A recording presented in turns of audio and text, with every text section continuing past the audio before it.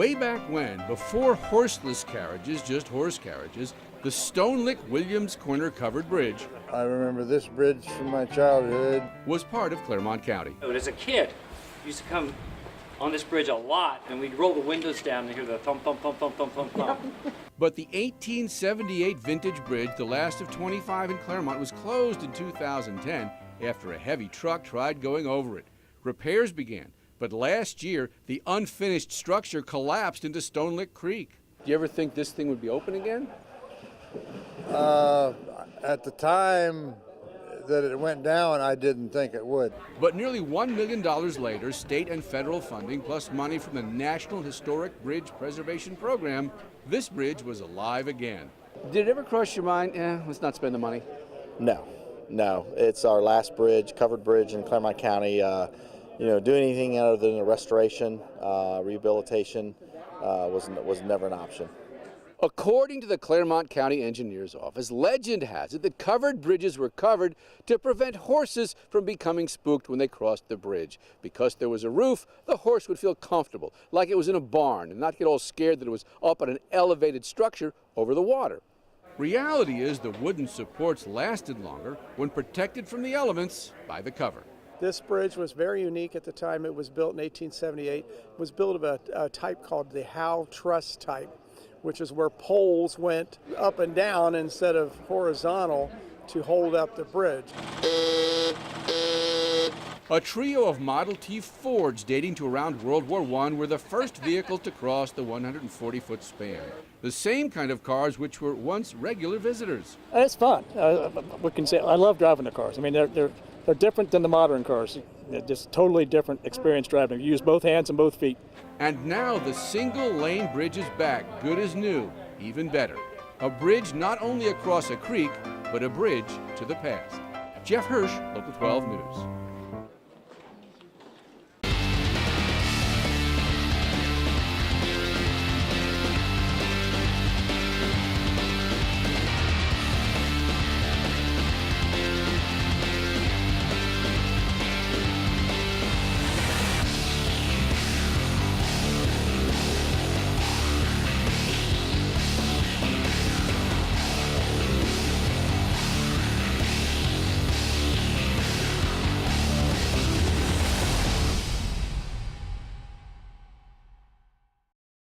Guys, Carolyn Henry lost her son in North Carolina, but Cincinnati had become her home.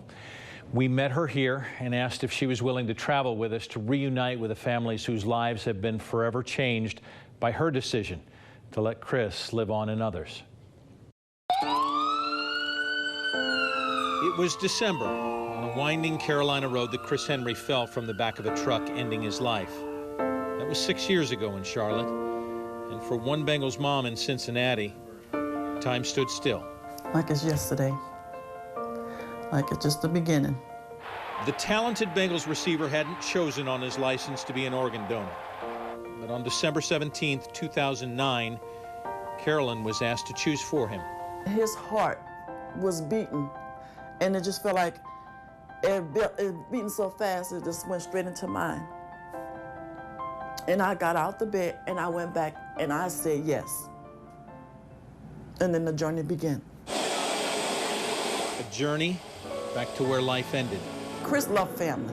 That was his first heart. That was his heart, his family. It was much more than his heart.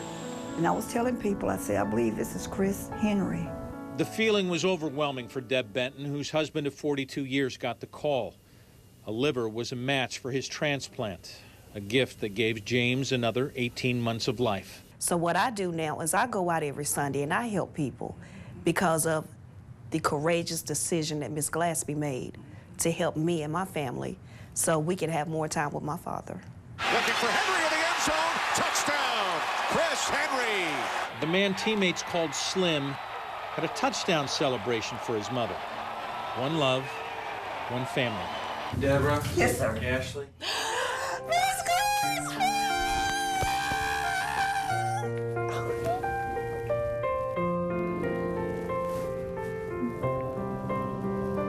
I just love you. Brian Polk was waiting 10 years for a kidney. It was like being in prison inside of my body.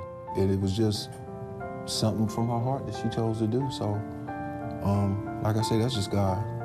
What do these moments do for you? Because you said you walk into the room and you can feel Chris. Yep, I just felt my son.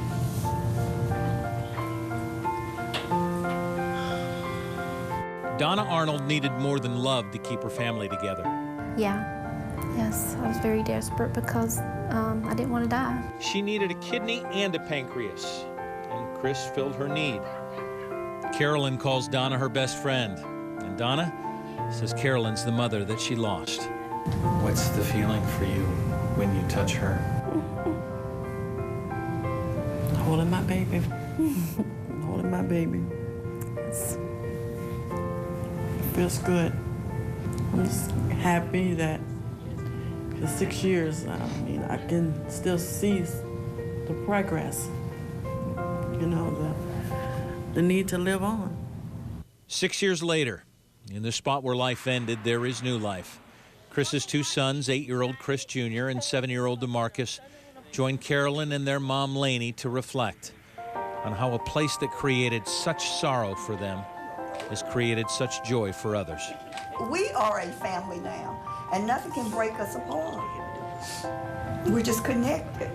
Like it was yesterday, only just the beginning. Tom Elliott received Chris's lungs. He has since passed.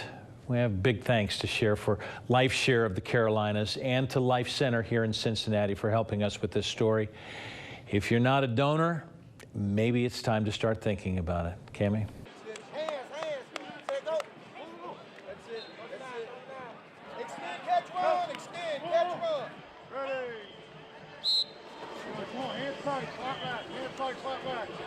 Make sure they know they ain't seen anything like you.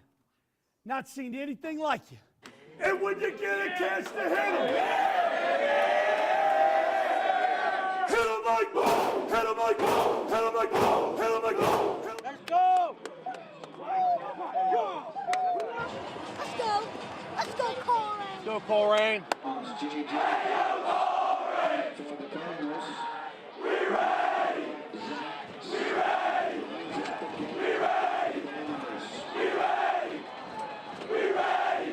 As a young boy in Nigeria, Prince Michael used to look up at the sky.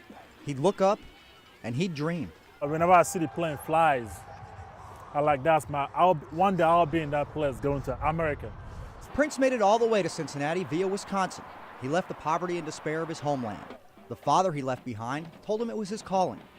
When he was gazing at the sky over Africa, his mother, as only a mother can, knew exactly what he was thinking.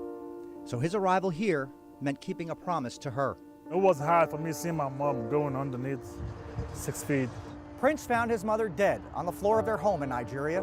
Cause of death, heart failure. No further explanations were given. But retaliation is not uncommon in that country when word leaks of a family member trying to leave.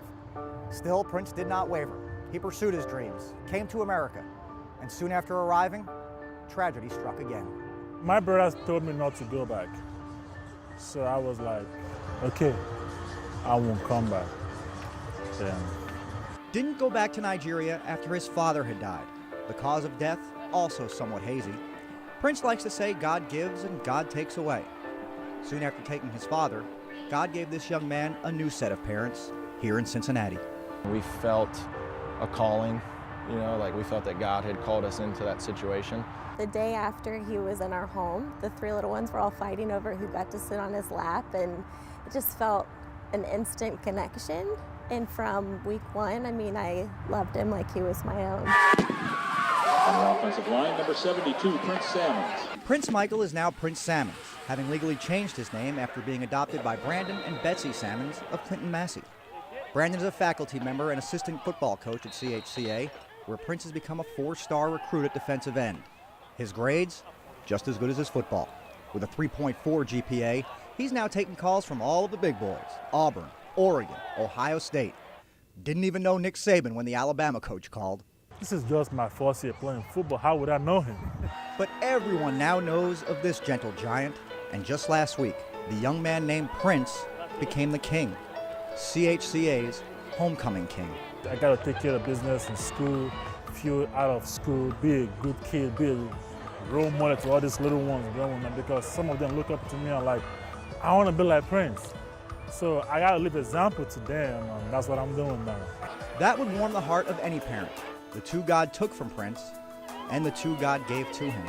I can't imagine life without him. I can't imagine what it is that he has gone through. You know, and we just try and support him. They love me, so then I see myself connecting with them because I love them too. Joe, what have you learned from these two? They haven't been around a long time, but they've been around longer than you in the NFL. What have these guys imparted to you in your first training camp? Just making sure I stay in the playbook, staying focused, making sure I get my body right, and just go out there and play fast. What do you think is the most important thing to pass on to him? Just be you. Just do what got you here, and I think he'll be fine. He's done a good job so far, just going out there, making plays, having fun, and I think everything else will take care of itself.